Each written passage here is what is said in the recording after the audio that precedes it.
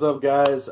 Shadow here. I just want to check in after yesterday. As you know, I'm a huge Borderlands fan. I've been playing the game. I went to midnight release for Borderlands 1. That was some time. Went to a local GameStop in my hometown, and let me tell you what, it has stuck with me ever since that long night. But yesterday was the huge gameplay reveal, and Gearbox killed it. There was a lot of cool things. A lot of questions were answered that we had burning in our pockets. There were a couple new things. I'm kind of gonna go down the line of what's in my head. I'm trying to keep this not like scripted or listed. I'm just trying to go off of my own memory and how my own perspectives were, because I want to keep this as not biased but opinionated as possible, because this again is kind of like my rant, my opinion on everything that's going on, and kind of to give you some news as to what's up. So yesterday they started the event um, by technically saying that they were starting it with a PowerPoint. It wasn't a PowerPoint, it was actually in-game footage, which was really cool. They put borders around the outside to make it look like it was a screenshot, that it was in fact a PowerPoint, which it wasn't. So with that being said, excuse me,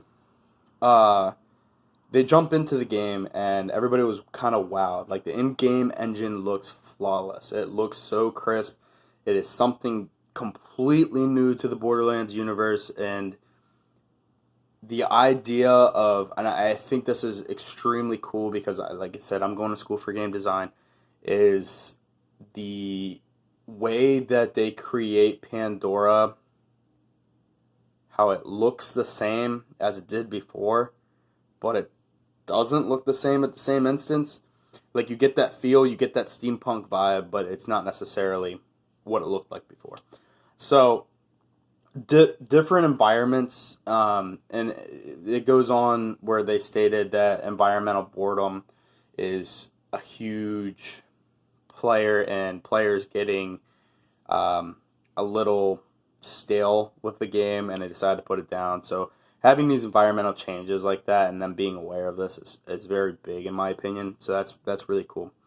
So anyways, they introduce it. Claptrap, we all love Claptrap, as annoying as he is. Wub wub wub wub wub. He introduces himself, and it's kind of like the beginning. It's kind of like where the tutorial starts, but they kind of go into the fact that one, they introduce sliding, which is awesome. It's not necessarily Apex Legends where you can kind of slide across the entirety of the map, which is,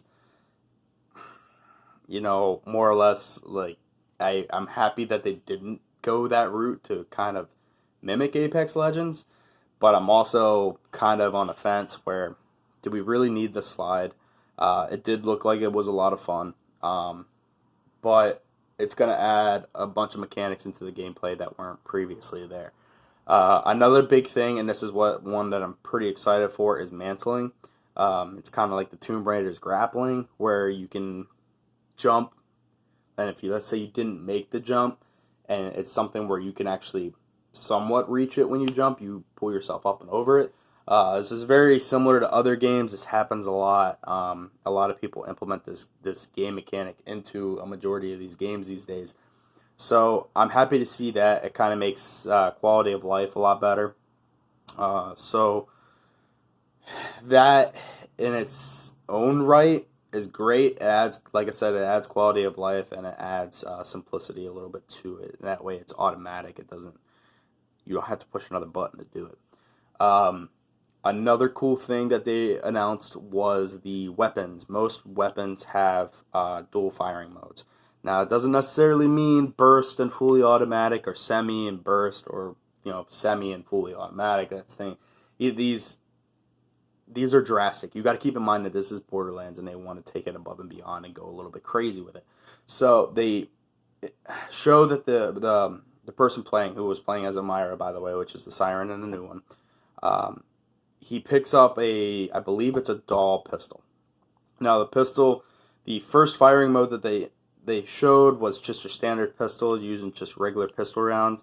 And then they toggled it, and this is kind of like where things got a little insane, and the Borderlands shined. Like the aspect of the game just shined. The switch the firing mode and the alternate firing mode was actually micro missiles. And me being a heavy assault rifle micro missiles user in Doom, um, this kind of warmed my heart a little bit to kind of see this. Not necessarily because it was on a specific weapon. I mean, it is a white. Let's be real. Um, but it was really cool to see that. And the other cool thing that they did show was that I believe it's TDR. Those weapons, when you reloaded in Borderlands 2, you threw the gun and it exploded like a grenade.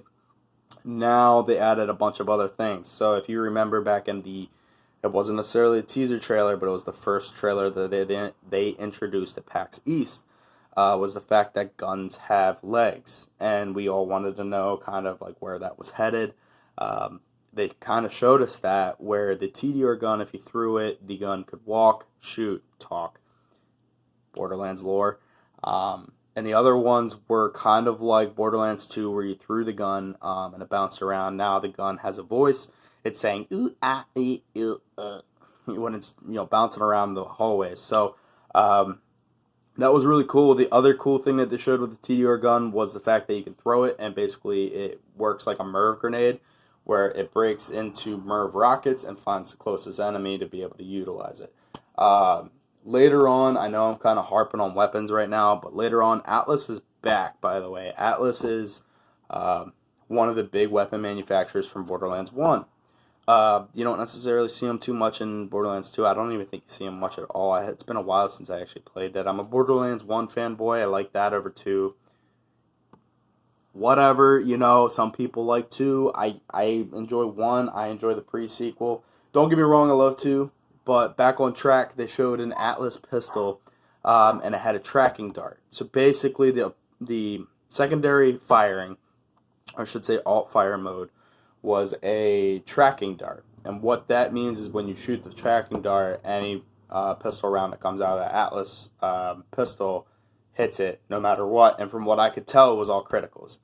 So that might be a little bit of a broken mechanic for the time being. I think if you're doing the alt fire with the tracking dart, I think it should not always be a critical.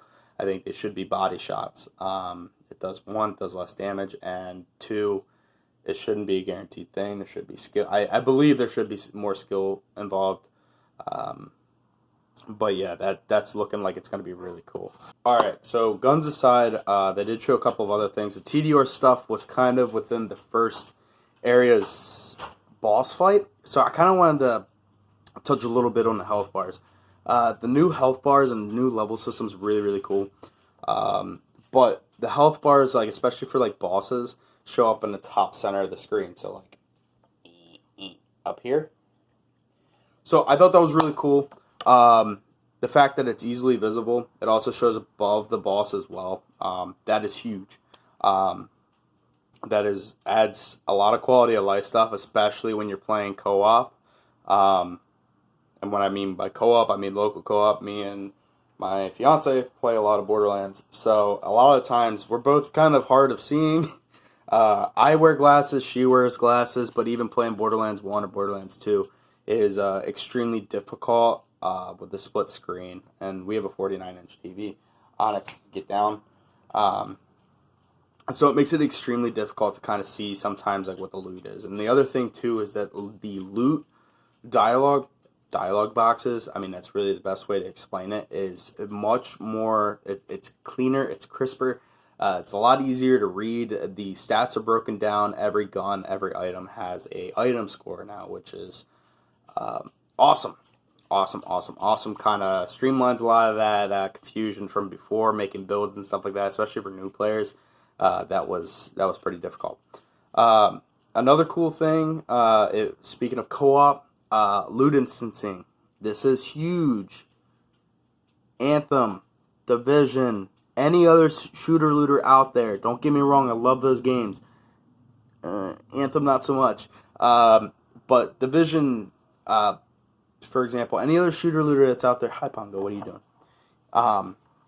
Any other shooter looter that's out there. This doesn't happen.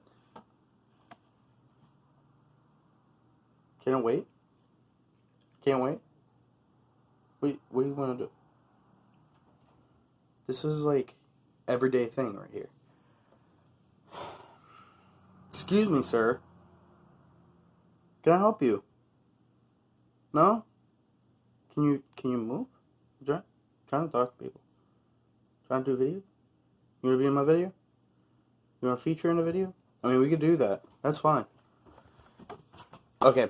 Now that Pongo decided to get into the way of things, loot instancing. That's huge. That's huge, huge, huge, huge, huge. Think about it this way. And now I have a Great Dane sniffing me.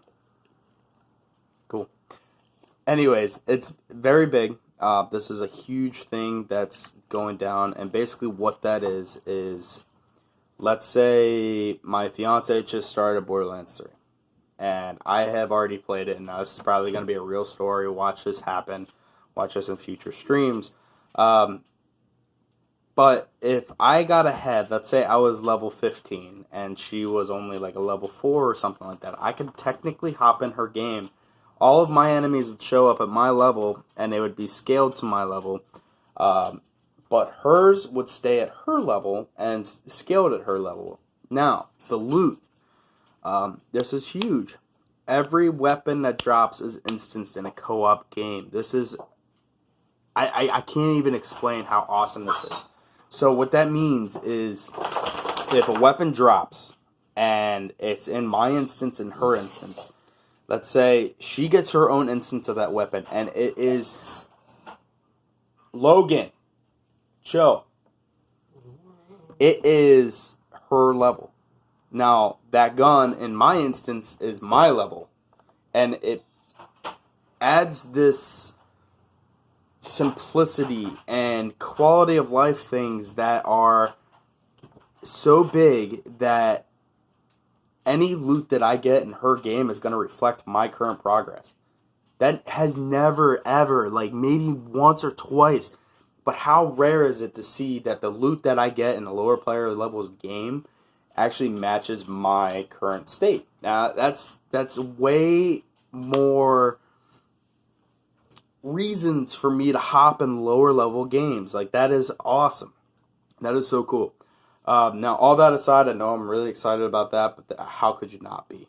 Some other things that they got rid of. I'm not sure if I said it, but slag is gone. Slag is gone. Yes. Slag was introduced in Borderlands 2, and this web or element type was designed to basically have no damage over time. And it was a boon for other elemental weapon types, which means fire, electric, explosive, ice, and the pre-sequel, whatever. They would do more damage than they normally would. The elemental damage, not the actual base damage, would do more damage than it normally would. But there was no damage over time, so there's no real benefit unless you had a full elemental build and you had 3 weapons of another elemental type. Now they replaced that with I would say it's called radiation. I don't know if there's an actual name for it yet. In the case I missed it, and that's my fault. But it is a radiation. So what that does is it acts as slag, and it also has a damage over time element to it, which is phenomenal. Like, that's so cool. So that's getting taken care of. Some other things that they showed were familiar faces. So they revealed Zero. They revealed Ellie. They revealed a huge one for Lilith, which was the siren from the first game. They did a tribute to... Spoiler. They did a tribute to Scooter for a Catch a Ride. Because if you guys didn't know, he had passed away in Tales from the Borderlands. Spoiler end. So that was really cool. So that... They answered a lot of questions. So Sanctuary 3 is a spaceship now, and what that means is that we can actually travel to other planets. That means this game's going to be huge. Like, huge. Like, so large. And then the boss fights were really cool. The other cool thing at the end of the gameplay event is that AMD hosted 200 custom-built computers for this launch so the streamers there could use it and to showcase their new Twitch extension. This is big for people who want more loot in Borderlands 3 from the start. If you want to do that, make sure you go over to Borderlands.com, sign in with your Shift account if you don't already have one. If you haven't played a game, you probably don't have one. But if you played a Borderlands before, you definitely do have one. You can link your Shift account to your Xbox network, your Xbox Live account basically, PlayStation Network. You can switch it to your Epic Games, Steam, and there's a couple of other ones on there. But if you link it, you can link your Instagram, your Twitter, your Twitch. And that is the big thing that I'm getting at, Twitch. The EchoCast extension is pretty awesome. What that means is it's an overlay that goes above a streamer who is streaming Borderlands 3, and they showed it off yesterday. What that means is that if that streamer finds a red loot drop, a red case, basically what that means is you have a chance within the chat list to earn a red loot case yourself. And that goes into your Borderlands 3 inventory, which is pretty dope. The other cool thing with the EchoCast is that you can look into what the streamer has built. So you can check their abilities, check to see where their action skill points went. You can check to see what their current weapons are equipped. You can see what they have in their backpack.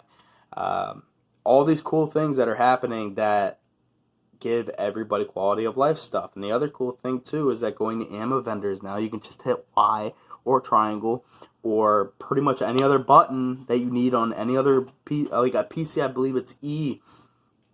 You can literally just refill all of your ammo without going in and separately selecting the ammo. Awesome quality of life stuff. That is amazing. Good job, Gearbox. Like, that is phenomenal. So, with that being said, my personal thoughts on Borderlands 3 is this is going to be an exciting game. There's going to be so much stuff to do. There's going to be endless amount of hours, something that you can actually pick up and play. And the fact of the matter is that the loot instancing, or basically the instancing in general with the scaling, gets rid of the whole, shit, I'm behind everybody, now I have to play catch up. You don't have to do that anymore.